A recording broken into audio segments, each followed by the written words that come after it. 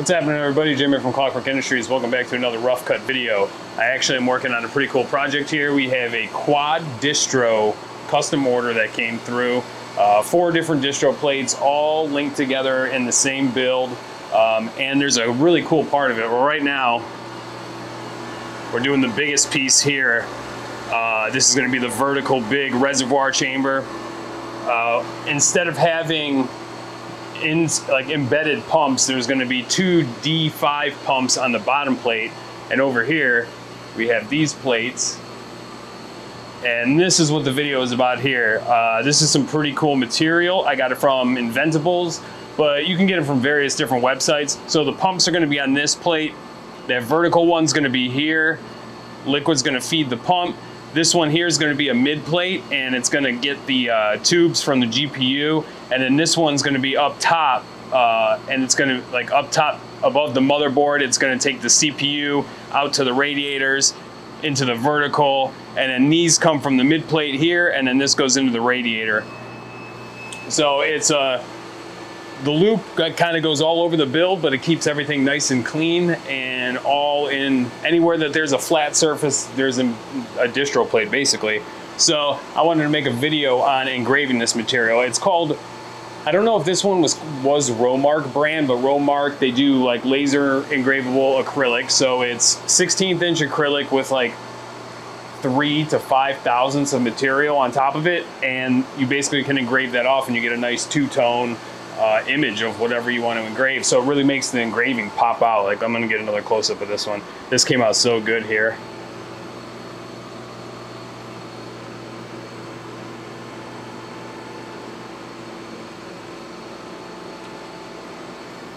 So it's a really nice material to work with for anybody doing any kind of modding or crafting work. So let's go over to the laser. And I just ran a sample here. I'm not using the best lens for this right now. This is the bigger lens because I was cutting up some of the I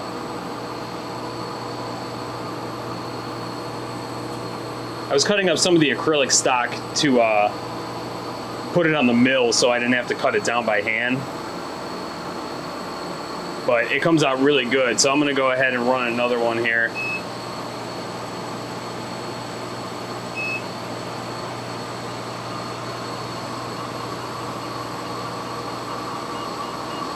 And it basically just, simple as, it just removes the top layer and gives you a really nice two-tone engraving. You can simulate this by doing anodizing on aluminum and then engraving off the anodizing. You can simulate this with Cerakote or paint or powder coat.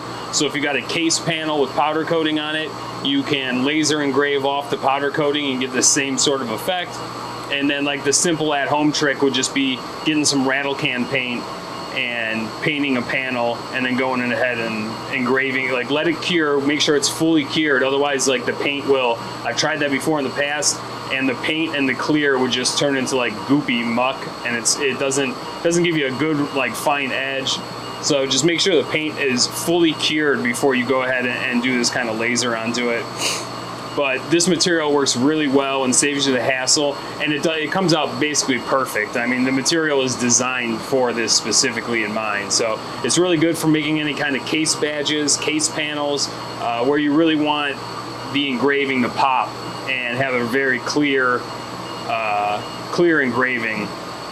Obviously the contrast here, this is the brushed aluminum version, and they also, like, if you go to Inventables website, they have tons of different colors where you can get white on blue, white on red, black on blue, and there's just so many different color combinations that they have available. But I mean, this came out pretty good for being the 63mm lens. This lens is not designed for engraving, though it will do engraving. I got a couple different lenses over here, you can see. Like this 58 right there, that one is really good. I actually bought a 38, but let's see here. I don't want to drop the lens because they're like 60 bucks a piece. I've already done that before. Hang on. Got myself a little bit of ozone because it starts stinking in here. But Oh, I don't even have it out. But yeah, I mean, there's not too much difference when you're looking at them. Like, if you just have them in your hand, you're not gonna really notice the focal length. Some of them you can tell, like they have like a different size dot in the center of clarity, but ideally you want a short focal length lens, because the short focal length makes the beam a lot smaller, so it gives you a more fine engraving point. But like, as you can see here, see that black ring? That black ring there is a spacer, because I'm using the 63.5 millimeter, the 63.5 millimeter lens. So with that lens, you need more space, and you can't do it with just the normal cap on there. So you would take so for the 35 or 38 or whatever it is, I have to get a custom cap specifically for it, where it's a lot shorter. It's a really like stubby one. But I mean, that came out pretty crisp for being the 68.5 millimeter, 63.5 millimeter lens. So that's not too bad. I mean, that even has some pretty solid resolution to it. You can kind of see, sorry, it's gonna be really tricky to focus this. I wasn't really planning on making a video, but it just popped in my head. I'm like, I haven't made a video for you guys in a while, and I wanted to get something made. But see, but to get it close enough to see the little things, it's gonna go out of focus. But like, basically just like the edge resolution.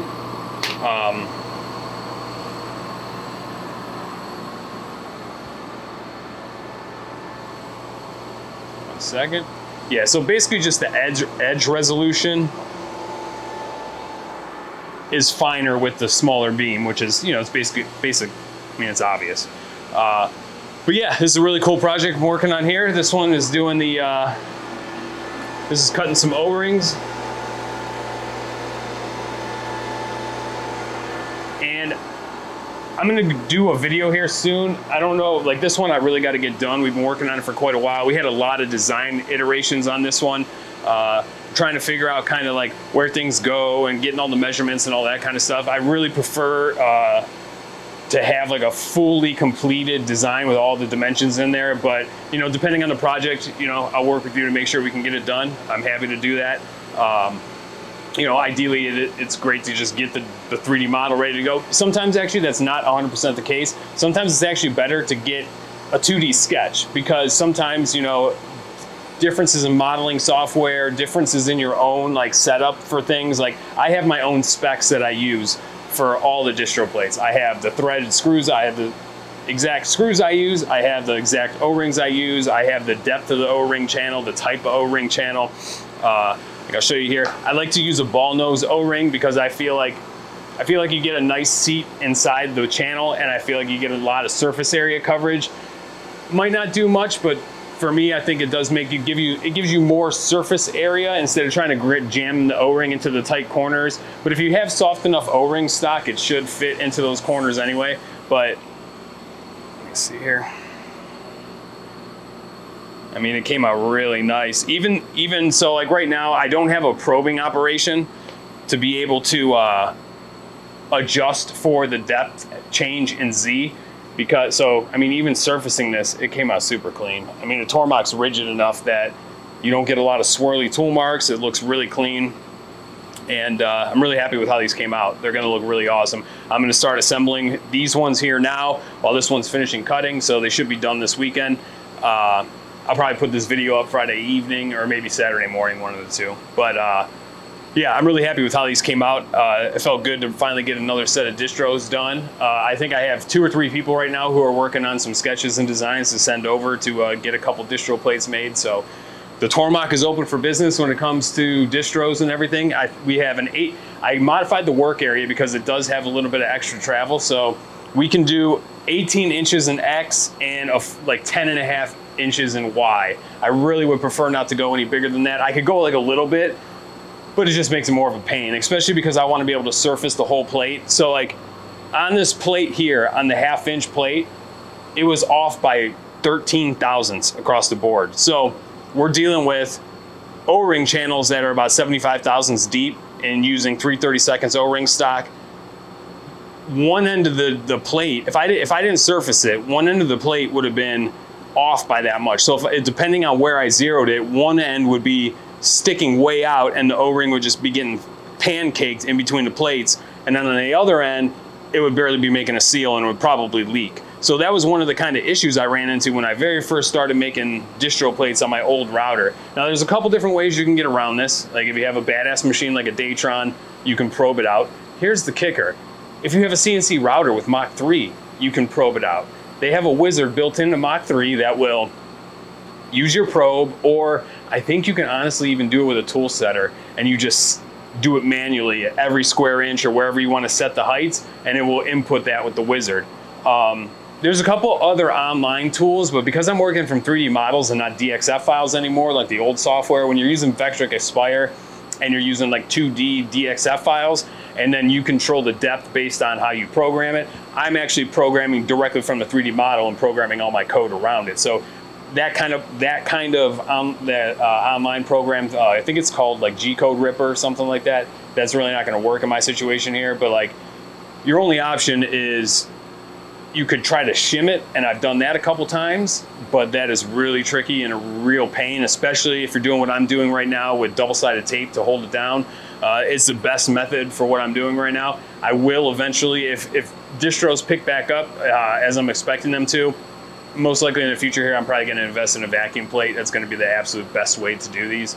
Probably like a Pearson type system with that, I forget the name of the valve that it's called, where that gives you vacuum out of your air compressor. So I'll probably be doing something like that. But yeah, I don't know. I'm going to do a whole video breaking down distros, breaking down like all my recommended tips. There's a couple other things I wanted to point out. Oh yeah, so like I've been going over a lot of this stuff with a couple people in the Discord channel. We got the Clockwork Industries Discord. There'll be a link down in the description for that. We got all kinds of stuff in there. We got a bunch of people sharing their custom cables. Sure, there's going to be some distro projects in there. A lot of people are just sharing their CNC work. There's a lot of people that came into the Discord from just like the Tormach community that are just milling all kinds of different stuff in their makerspace. So we got a makerspace channel. So there's knife makers, there's firearm makers. There's not a whole lot of stuff in there right now. Most of the people are from PC modding, but we got a lot of people, different people sharing all their different projects in there. So it's pretty cool. It's going to be a good place I wanted to kind of put together with like all of my hobbies. So I'm going to have some gaming channels, CNC machining stuff, computer modding stuff. It's going to all be in there. So if any of those hobbies align with yours and you want to get information on it and share your work with a bunch of other people who are making the same stuff, come on over to the Discord. The link will be down in the description. The new links will be permanent links, unlike the first ones that I put out that were expired after 7 days. I think I got all of them changed, but there's probably a few of them floating around out there that are already expired, but it is what it is. Let's see, other than that, down in the description, I have a new thing on the website. It's on the contact page. It's basically, I made my own link tree. So instead of buying one of those, I just was like, well, I could just put this into my WordPress site. There's no reason to do that. So if you could hit the link there, you can go to the website. It'll have the contact form. It'll have the email list. You can sign up for the email list to find out when new products are coming out. I kind of do that like a social media post, like every couple weeks, especially when there's a sale. I don't spam it every other day, like nonstop marketing spam. So you're actually getting like almost like a social media update. It's not like, it's like a long Facebook post. It's not just sale, buy this. It's just kind of what's going on, what we're working on. If there's live streams coming up, if there's discounts coming up, if there's new products coming up. It's more like just like a newsletter update. So if you want to sign up for that. But then I also have on there links for all the social media, and Twitch is going to be a big one. I'm going to be streaming a lot of different games coming up here pretty soon and doing some other live streams in the shop here, but on YouTube. So I'm going to try to keep the YouTube channel. I think I'm going to make another one for gaming. All of this started because of playing World of Warcraft, and now World of Warcraft Wrath of the Lich King is coming out. I was going to start putting gaming content on this channel, but I don't know. I don't know if I want to mix it up like that. This channel is kind of really dedicated to the machining and all that kind of stuff. So I'm thinking about making a second YouTube channel with clips for different stuff from in the different games that I'm playing. So you can go subscribe to the Twitch, or not subscribe, but follow the Twitch channel. I don't think I could even get subscriptions yet. I need to hit affiliate or whatever that is. But that's what I'm trying to do right now. So if you could help me hit affiliate over there, that would be really awesome. And I'm gonna try to get it to where like I'm in the shop running production stuff for the first like 8 hours of the day, and then I hop on and stream and hang out with you guys for the next 4 hours of the day. So that is my main goal. That is where I want to get to. And then during the Twitch streams, this is where the website thing comes in, because I want to do certain different types of giveaways during the Twitch stream. So maybe like every other weekend or on Saturdays or something, on a Saturday stream, giving away different cable management. Hold on, this thing's starting to get heavy here. This is one of the rough cuts. I'm not going to be editing this. I just wanted to get a video out. But yeah, so on the Twitch stream, I'm going to be doing different giveaways like graphics card support brackets, the Atlas supports, cable management, all that kind of stuff. I'm also going to probably do some cool like just one-off sales where like I'll say, hey, there's a sale going down, come to the stream, and then you just type in exclamation point promo code, and it'll give you a special code that's active during the length of the stream, and they'll be for like sweet discounts, like 50% off on this product or 50% off on this, like, you know, big stuff. Make it worth your time to come and hang out. And then you know, if you'd like to hang out in the community I'm trying to build here, you're more than welcome to stick around. So that is the game plan and the goal going forward, and I'm definitely going to be trying to do more of these rough cut videos. It's just been a lot of production lately, so I've been trying to think of different ideas to make for videos. So it's been a while since I've had a consistent flow of videos going out. I want to try to mix it up with the streams and the games and everything else, because, you know, that's what I started doing all this stuff for in the first place. And I was realizing, like, if I'm not taking a break to do this stuff, and if I'm also not trying to make it worthwhile and kind of intertwine it with everything else that I'm doing, you know, I kind of losing track of where I was trying to take this whole ship in the first place. So definitely go over to the Twitch, follow over there, and sub to this channel if you haven't yet. If you're just watching this video, really appreciate it. If you stuck around, if you like what you saw and you want to see more machining stuff, you want to see more distro plates, you want to see some cable management manufacturing, it's all going down here. Some laser engraving. So yeah, that's going to be it for this one, guys. I just wanted to, I thought the engraving was sweet. I wanted to make a video about it, and it'll be in a 15-minute video. I'm just going to let it run, and I'll throw it in Premiere and put in a, you know, quick thing, and I'll get it up on the YouTube channel. So anyways, if you made it this far in the video, thank you for watching. I really appreciate your support, and hopefully I'll have another video out soon. And yeah, that'll be it. Thanks for watching. Have a good one, guys.